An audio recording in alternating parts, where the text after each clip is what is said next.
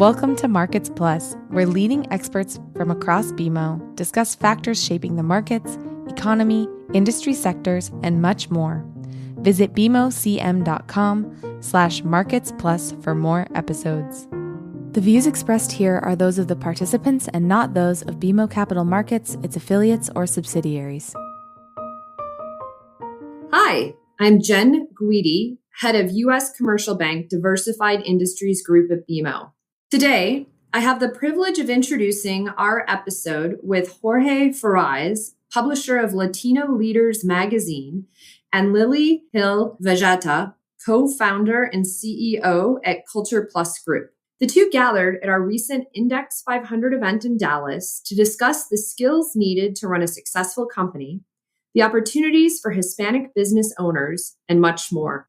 If you haven't already, be sure to listen to part 1, 2, and 3 of our series where we take a deeper dive into how the Index 500 was born, highlight the remarkable achievements of Latino-owned businesses, and discuss the success and entrepreneurial spirit of the Latino community. Enjoy. Buenas noches.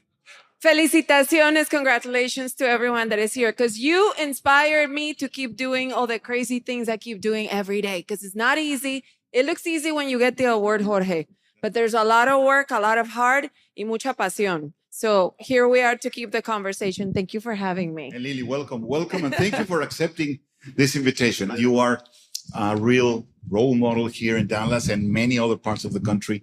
And we all know that Latina-owned businesses are brewing and are thriving through the country, and you are one of those examples. Let me start by asking you a little bit about your origin, your family. What values do they give you so you later in life were able to create what you have created? Yeah, thank you.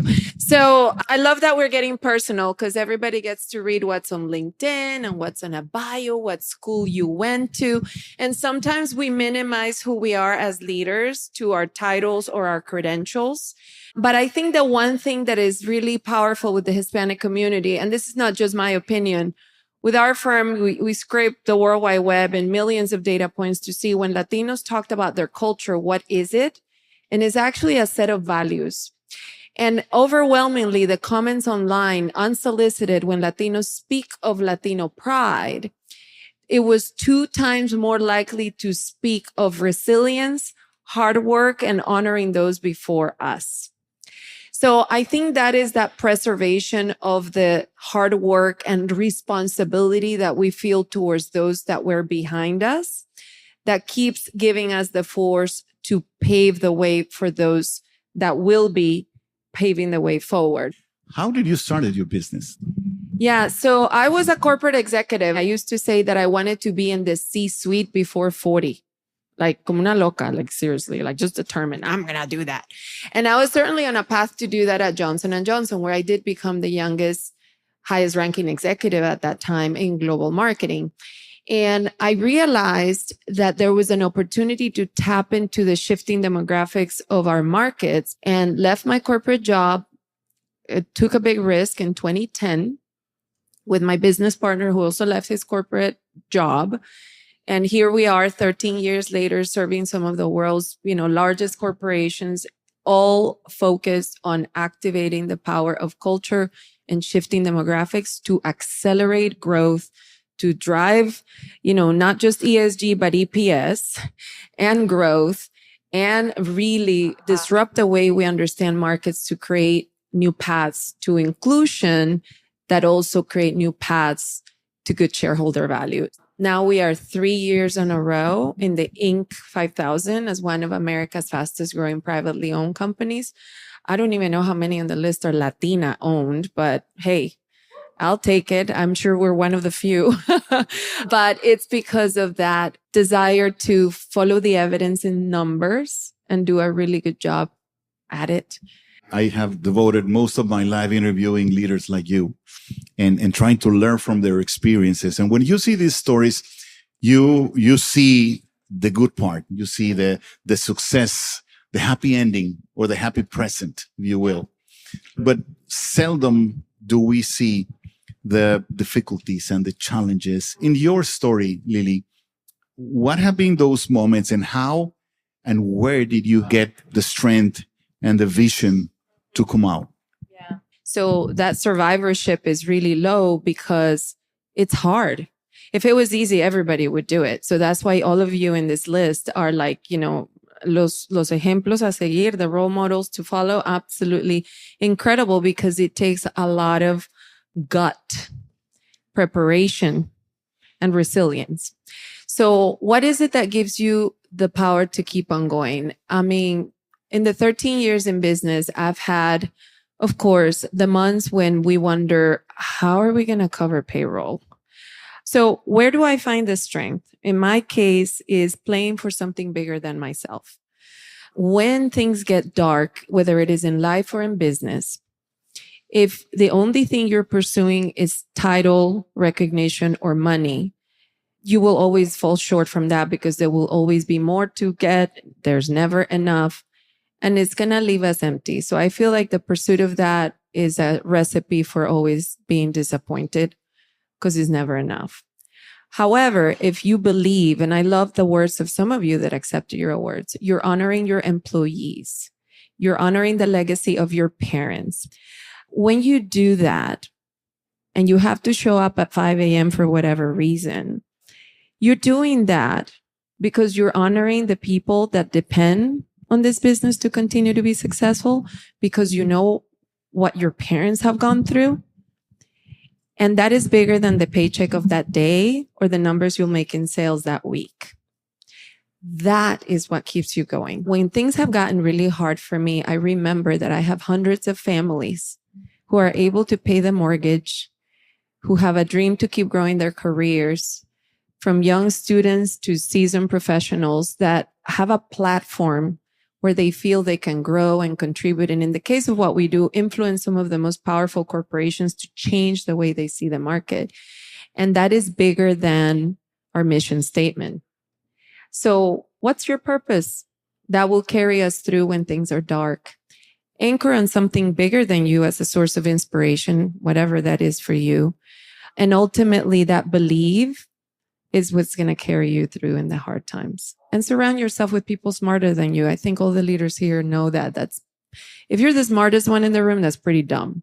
So change that script. You talked about waking up at 5 a.m. to do something. Yeah. And that is something that starts, the difference, or painting that line that divides leaders from the people who are not leaders. Tell us more about the disciplines that you have every day that make you a good leader for your company and a role model for others.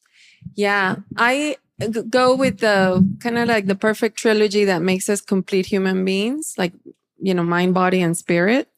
So I need to be able to feed or nurture my mind, my body, and my spirit every single day. Otherwise, it's incomplete. So what does that look like for me? Mine, I'm always either reading something new, subscribing to the right things that hit me. The body. So I love running, and that's my thing. It's my escape.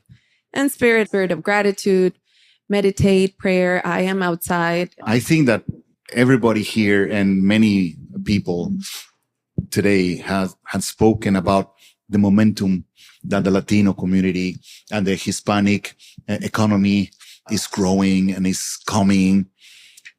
From your perspective, do you think that is something that is really going to happen for once and for all?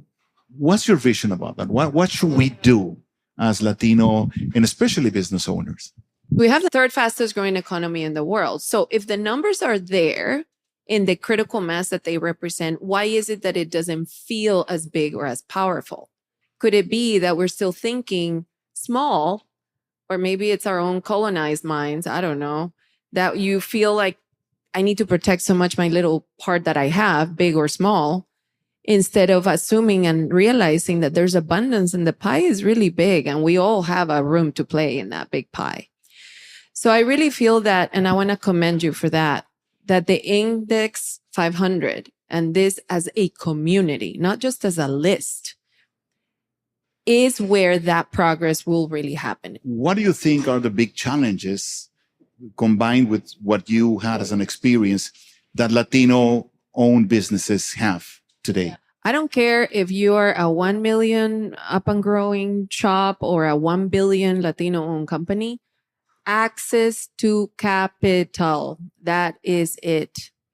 So there is something on whether we're not in the right rooms, or we don't know how to pitch, or, and I'll point to myself on this one, my entire family is in Colombia. I came to this country by myself with a suitcase without speaking English. So I had to figure it out on my own. Nobody told me by the age of 25 that I was supposed to be working on building my credit. I have an MBA from the University of Colorado. I went to Harvard Kennedy School. And guess what? I've made those mistakes. So there is something with financial, and I don't even call it literacy, because when you say financial literacy, it sounds like you don't know how to balance your checkbook.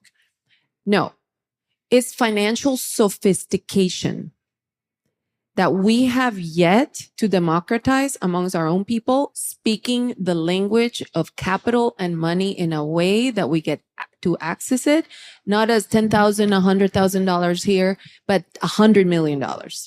That's what we're missing. What advice would you give to a younger Lili that wants to start her own business? As I said earlier, surround myself with people smarter than me sooner. I did eventually. And I always have had mentors. But you think you're being so smart by hiring, I don't know, your cousin's friend as your bookkeeper. And then you realize year 4 that everything in your GL is wrong and your P&L is off. Like, seriously, it's stupid stuff. So it's, you know, ¿cómo es que dicen? Le sale más caro el caldo que el pollo? Like, yeah, I would definitely not shortcut. And yes, I will also tell the younger Lili to have a little bit more fun. Yes, it's cool to be intense. And yes, I wake up at 5:30 and do all my crazy stuff. But there's times and there's days where it's okay to sleep in and be kind and gracious with yourself. So maybe I would have smelled the roses a little bit more. Thanks for listening. You can follow this podcast on Apple Podcasts, Spotify, or your favorite podcast app. For more episodes, visit bmocm.com/marketsplus. For BMO disclosures, please visit bmocm.com/podcast/disclaimer.